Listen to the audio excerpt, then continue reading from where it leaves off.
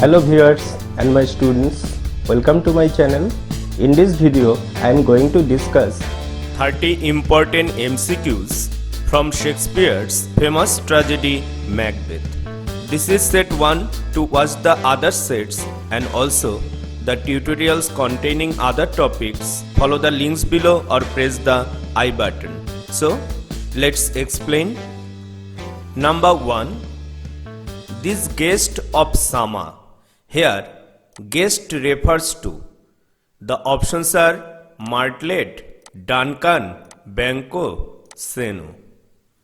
This line is from Act 1, Scene 6, and this statement is made by Banquo, and he says regarding the castle of Macbeth, this guest of summer, the temple hunting martlet, does approve.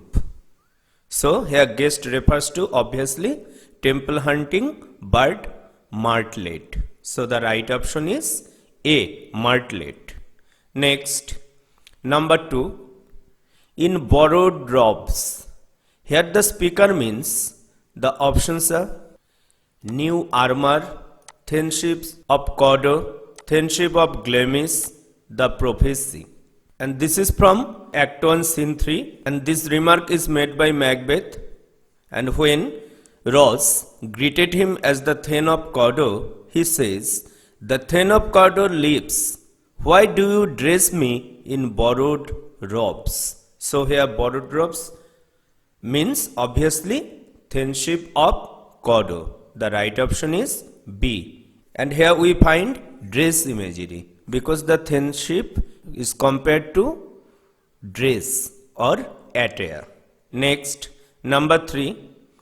Like a rebel's hoe. Here rebel's hoe refers to. The options are Macdonwald, Sweno, Fortune, Macbeth. And this remark is made by the bleeding captain in Act 1, Scene 2, and he calls Fortune rebel's hoe because Fortune favored Macdonwald, the traitor.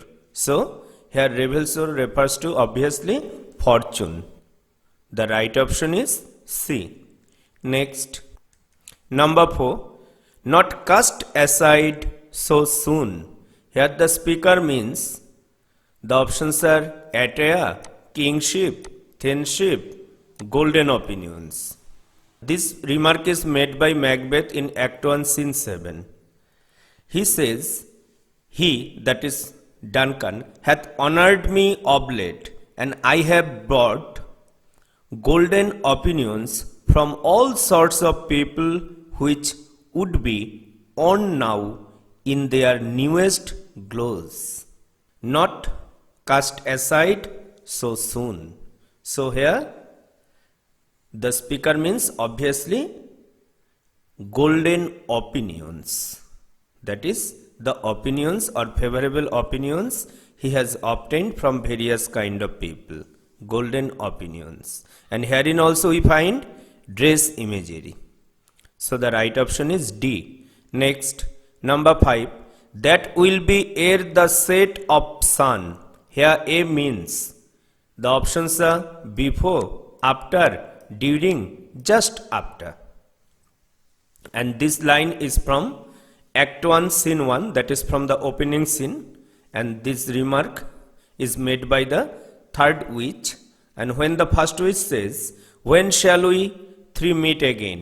the second witch replies, "When the battle is lost and won." And the third witch replies, "That will be at the set of sun." That is before the setting of the sun. So here it means obviously before.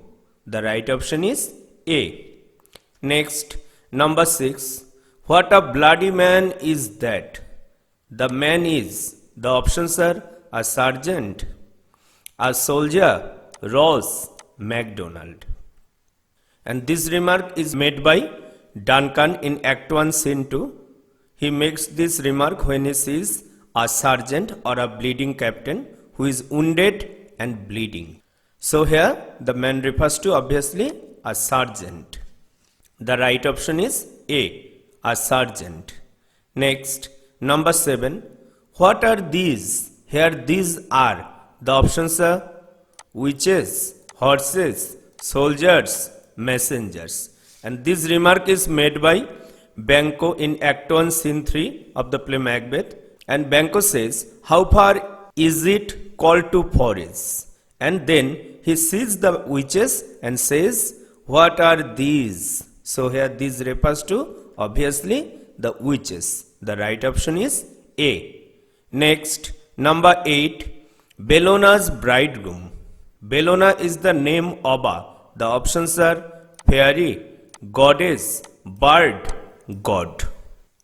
And we know that in Act 1, Scene 2, Rolls considers Macbeth as Bellona's bridegroom. And Bellona, we know, is the Roman goddess of war. And Macbeth is called Bellona's bridegroom, or the favorite of Bellona, the Roman goddess. So the right option is B, goddess, because Bellona is the name of a goddess. Next, number 9, the name of the eldest son of Duncan is. The options are Donalbain, Angus, Malcolm, Macduff. We know that Duncan had two sons, namely Malcolm and Donalbain. And Malcolm was the eldest one and Donalbain was the youngest one. So the right option is C, Malcolm. Next, number 10, who shall bear the guilt of our great quell? The speaker speaks of. The options are Macbeth, Banquo, Duncan's sons, Duncan's guards. And this remark is made by Lady Macbeth in Act 1, Scene 7. And he says, "His spongy officers who shall bear the guilt of our great quell." So, the speaker speaks of obviously spongy officers, that is the guards of the King Duncan. So the right option is D, Duncan's guards. Next, number 11, on his damned quarrel. Here, damned means the options are terrible, unjust, moral, secret. And this remark is made by the bleeding captain in Act 1, Scene 2 of the play Macbeth. And he calls the rebellion of Macdonwald as damned quarrel. Why damned? Because this rebellion was against the king. So it is called unjust or unlawful. So here damned means obviously unjust. The right option is B, unjust. Next, number 12, must be provided for.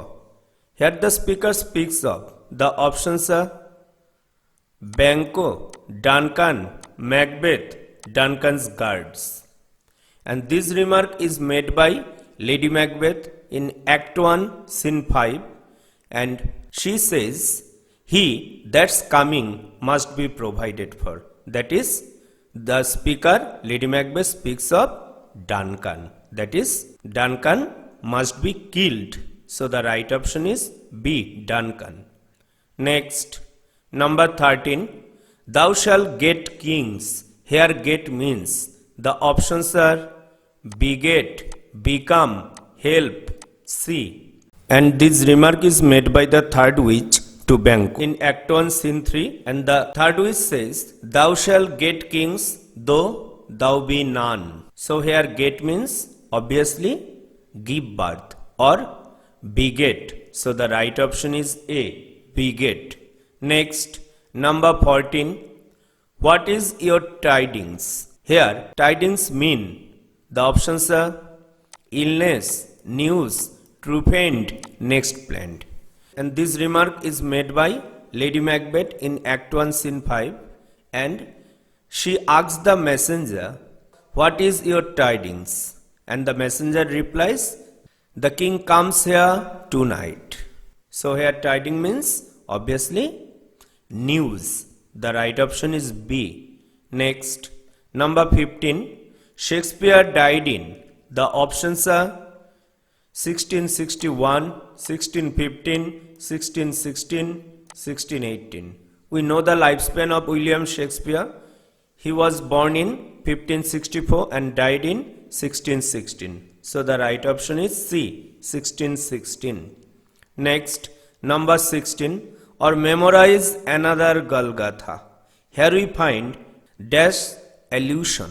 The options are classical, medieval, oriental, biblical. And this remark is made by the bleeding captain in Act 1, Scene 2. We know that Golgotha means the place of skulls, and it's a place near Jerusalem. We know that Judas Iscariot bought this place with 30 pieces of silver by betraying Jesus Christ. So here we find obviously biblical allusion. The right option is D. Next, number 17. The opening scene of Macbeth contains dash lines. The options are 10, 11, 12, 14. We know that the opening scene or first scene contains 12 lines. So the right option is C, 12. Next, number 18. The action of Act 1 of Macbeth takes place in. The options are England, France, Scotland, Switzerland. We know at the end of Act 4, we find the actions taking place in England, and the rest of the play takes place in Scotland. So the right option is C, Scotland, because the play is set in Scotland except a few portions of Act 4. Next, number 19. Fair is foul and foul is fair. Rhetorically, this is an example of. The options are chiasmus, pun, simile, bathos. Chiasmus, we know, in a chiasmus, there is an inversion of the order of words when repeated in the same sentence.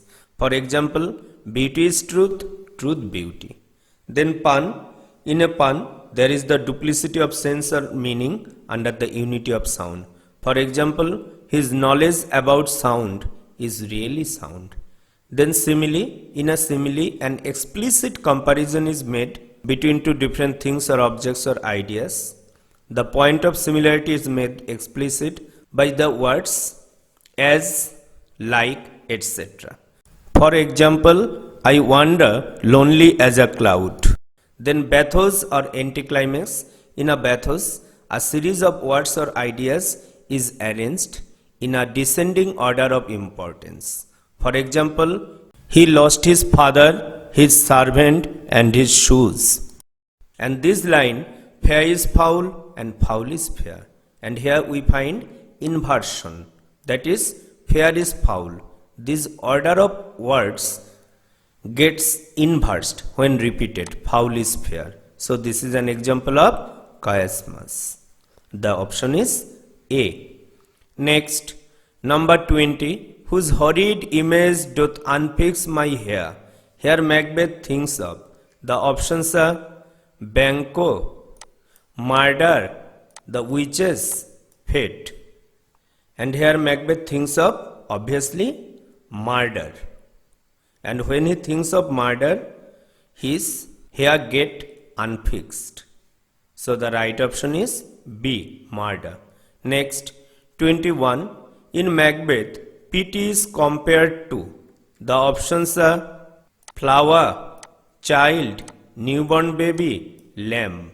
In Act 1, Scene 7, we find the famous soliloquy of Macbeth, and in this soliloquy, Macbeth compares pity to a naked newborn babe. He says, and pity like a naked newborn babe. So, pity is compared to a naked newborn babe. The right option is C, a newborn baby. Next, number 22. I have begun to plant thee. Rhetorically, this line is an example of. The options are pun, litotes, hypeles, metaphor. Pun, we know, in a pun there is the duplicity of sense or meaning under the unity of sound. For example, a leopard can change spots but cannot change its spots. And again, in the game of cards, a good deal depends on a good deal. Then litotes, in a litotes, a strong affirmation is made by denying the contrary. For example, he is a citizen of no mean city, that is, he is a citizen of a great city. Then hypeles or transferred epithet. In a hypeles, an epithet or adjective is transferred from its proper place to another associated with it. For example, he spent a sleepless night. And metaphor, in a metaphor, an implied comparison is made between two different things or objects or ideas. For example, life is but a walking shadow. And here I have begun to plant thee, and the person thee, that is Macbeth, is compared to a tree. And this remark is made by Duncan, and he says, I have begun to plant thee and will labor to make thee full of growing. So here we find metaphor because Macbeth is impliedly compared to a tree. Next, 23. Till he faced the slave. Here slave refers to, the options are Macbeth, Thane of Cawdor, Sweno, Macdonwald. And this remark is made by the bleeding captain in Act 1, Scene 2. And he says regarding Macbeth, till he faced the slave, which never shook hands nor bade farewell to him, till he unseamed him from the nape to the chops. So here slave refers to obviously the traitor Macdonwald. The right option is D. Next, 24.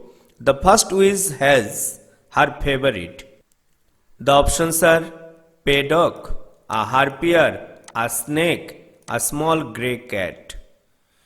And we know that the first witch says, I come, grey malkin. So, her favorite is obviously a small grey cat or grey malkin.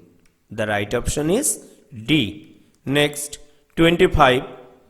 The name of Macbeth's father was. The options are Sinel, Sweno, Seyton, Siward. In Act 1, Scene 3, Macbeth himself says, by Sinel's death, I know I am Thane of Glamis. So Macbeth's father was obviously Sinel. The right option is A. Next, 26. No sooner justice had with Valour armed. Rhetorically, this is an example of. The options are climax, personification, antithesis, pun. Climax, we know, in a climax, a series of words or ideas is arranged in an ascending order of importance so that the most important one comes last. For example, I came, I saw, I conquered. Then personification, in a personification, nature, an inanimate object or an abstraction is invested with the attribution of a living being. For example, opportunity knocks at the door. Then antithesis, in an antithesis, two contrasted ideas are placed together in a balanced form for the sake of emphasis. For example, united we stand, divided we fall. Then pun, in a pun there is the duplicity of sense or meaning under the unity of sound.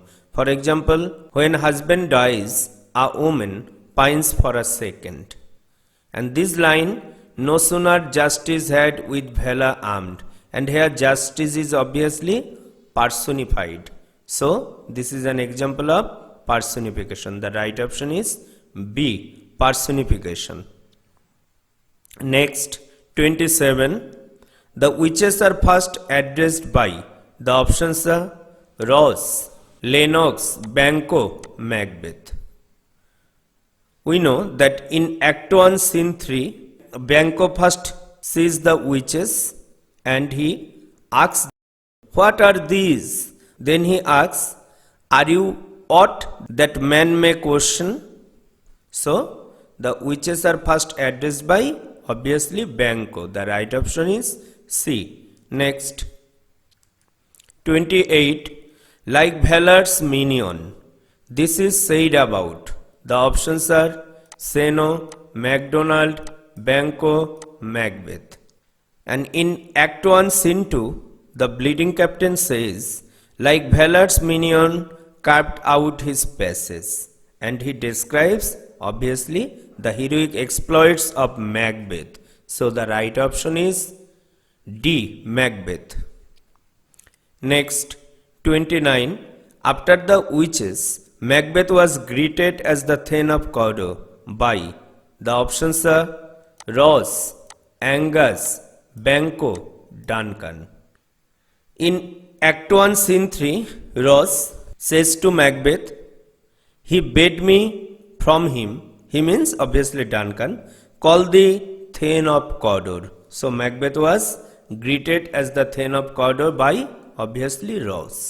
The right option is A. Next, number 30. He was a gentleman on whom I built an absolute trust. Here the person spoken of is. The options are former Thane of Cawdor, former Thane of Glamis, Macbeth, treacherous king of Norway. And this remark is made by Duncan about former Thane of Cawdor who betrayed him, and Duncan says in Act 1 Scene 4, "There is no art to find the mind's construction in the face. He was a gentleman on whom I built an absolute trust." So he speaks obviously of the former Thane of Cawdor.